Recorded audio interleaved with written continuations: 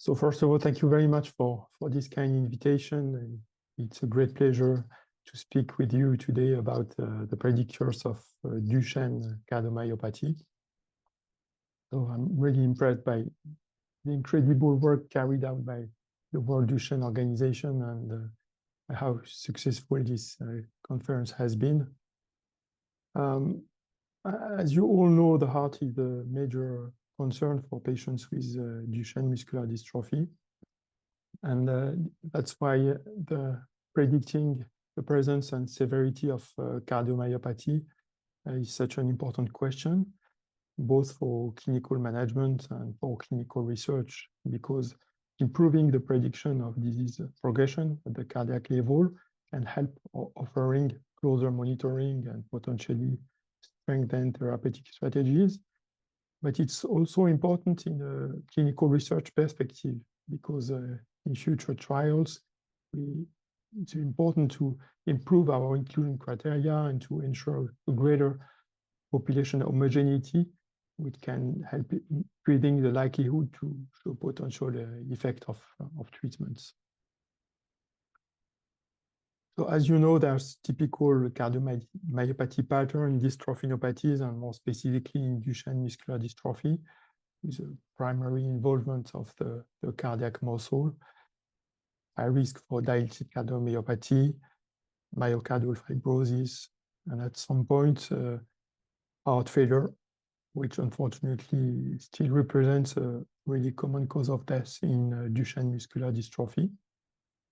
Less frequently, patients can present with electrical abnormalities, conduction disease, ventricular and supraventricular arrhythmias, which put them at risk for sometimes sudden death, ischemic stroke. But those manifestations are far less common than heart failure. Myocarditis and myocardial inflammation can be present as well as an autonomous system dysfunction with sinus tachycardia. But I will really focus my presentation on the identification of predictors of heart failure and dilated cardiomyopathy. We can take into consideration a number of parameters which may influence disease progression at the myocardial level. First of all, genetic factors, the type of DMD variant, but also more broadly, the genetic background, a number of medications which may have an influence on the progression of the disease, heart failure medications and glucocorticoids. But also it's important to look at the potential influence of or association between the severity of skeletal muscle disease, the age of loss of ambulation, and the development of cardiomyopathy, and very similarly with the severity of respiratory involvement and how it can be managed. So Elizabeth kindly invited me to give this presentation following the publication of this paper, which focused on the potential predictors of cardiac disease and especially myocardial disease in Duchenne muscular dystrophy. And I would like to thank Eric Lenfeld, who initiated his work and did really an excellent job on the analysis. So in this work, we did a systematic review of the studies, assessing potential impact of a number of predictors of progression of cardiac disease. In this study, we made a really exhaustive literature review. We selected a very large number of studies previously published between 2000 and 2022 on this specific topic. So initially more than 3,000 studies. And in the end, we selected a small number of studies, only 33, providing significant and relevant information on this topic, including more than 9,000 patients.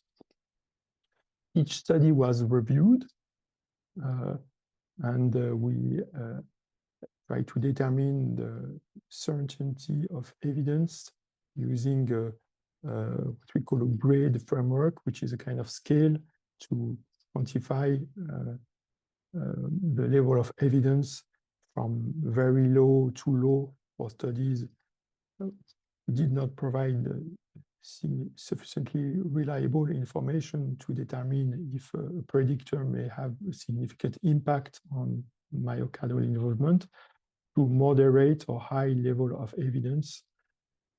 And you will see that, unfortunately, there's a very limited information or number of studies with a moderate or high level of evidence following this literature review. So the first aspect, which has been assessed in the literature, was the question of genotype-phenotype correlations. It's probably more meaningful to look for genotype-phenotype correlations for Becker patients because they have a certain degree of dystrophin protein expression, which is theoretically not the case for DMD patients at the skeletal, but also at the cardiac level. And the literature review has been a bit disappointing on this point, since we mainly identify very low or low level of evidence supporting the presence of genotype-phenotype correlations in Duchenne patients, with studies including a small number of patients, sometimes results which had not been consistent from one study to another. So I think it's very difficult to conclude on a significant impact of the genotype and the expression of the disease at the myocardial level in Duchenne muscular dystrophy. Several studies have been looked at the influence of potential genetic modifiers. And we have a very limited number of studies. Everything is a question of the association between these genetic modifiers and the severity of the disease at the cardiac level. Main two studies had only a low level of evidence. After the genetic background, a number of studies we have identified a number of studies on the impact of potential treatments. And we have the highest level of evidence for heart failure medications. And the first one who has proven an effect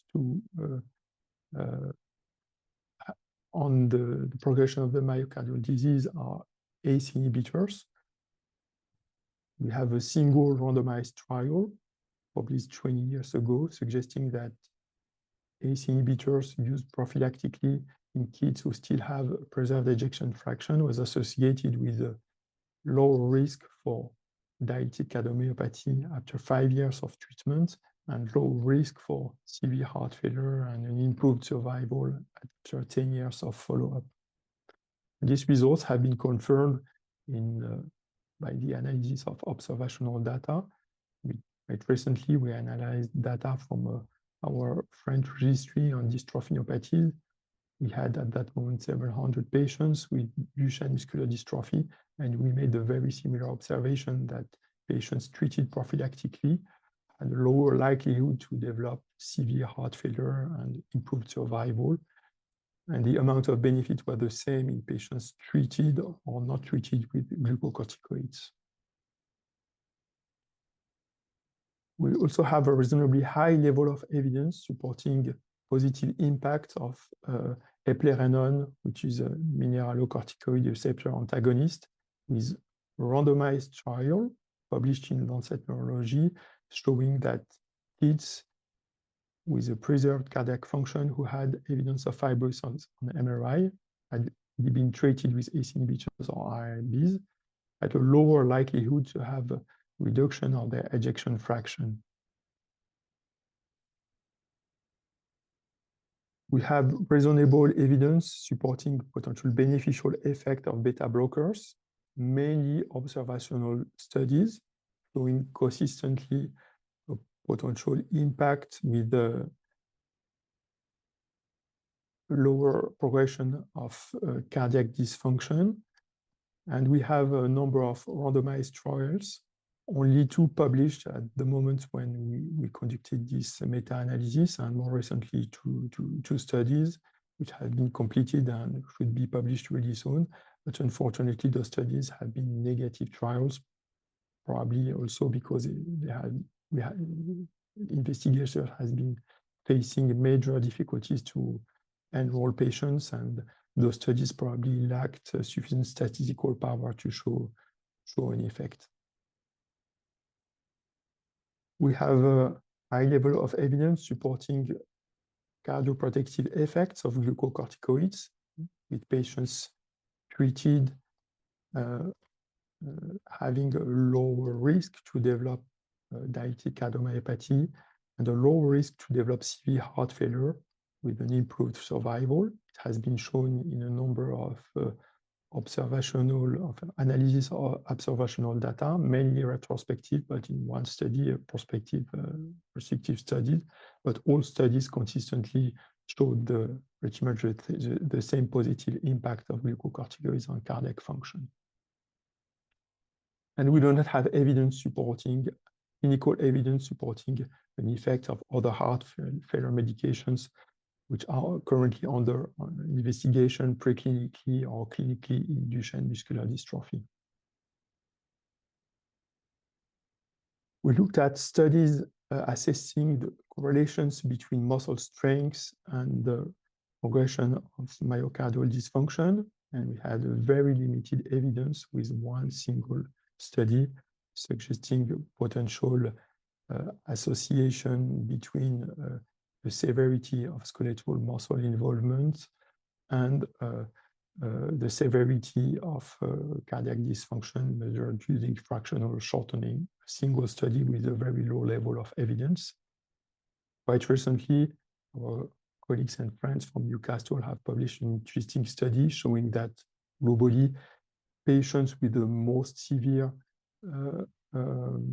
skeletal muscle involvement who lost ambulation earlier than others had a higher likelihood to develop cardiac dysfunction. And finally, we found very few studies investigating the associations between the severity of respiratory involvement and cardiac involvement and the potential impact of the treatment of respiratory failure. We have one single study with a very low level of evidence suggesting that full-time mechanical ventilation was correlated with left ventricular ejection fraction decline. So as a conclusion, I would like to say that unfortunately, we have very few predictors of cardiac involvement with a moderate or high level of evidence, which is not surprising when we deal with rare disease. It's very difficult to show evidence of, to identify predictors and to show an impact of potential medical interventions. So how can this information be translated into clinical care and research? I think very importantly, we need to accept uncertainty when interventions potentially a favorable tolerance profile. So when you have a treatment, you know that it's possibly beneficial and it's well tolerated, then I think you need to be proactive in most cases and treat. We never have evidence-based medicine for rare conditions, and you need to do something. Then we should not only focus on the results of clinical studies. I think preclinical studies also make sense. When you have a very borderline effect in clinical studies and a large number of preclinical studies suggesting that the treatment may be beneficial, I think it may make sense to use it, and it strengthens the likelihood that your treatment may be efficient. And also, we need to take a look at the results of studies conducted in the general population for the prevention of heart failure or in cardiomyopathies of other causes. And obviously, in the future, we need to increase the number of patients, including our analysis. And for that, we need to have multi-center collaborations. And we also need to improve the statistical tools we use to estimate the impact of one interventional or another. And we'll probably also need innovation to identify new drivers of disease progression at the myocardial disease in Duchenne muscular dystrophy, which are currently not accessible to the tools we are using, especially for the monitoring of myocardial inflammation, to identify potential viral triggers or the progression of myocardial dysfunction. Thank you for your attention.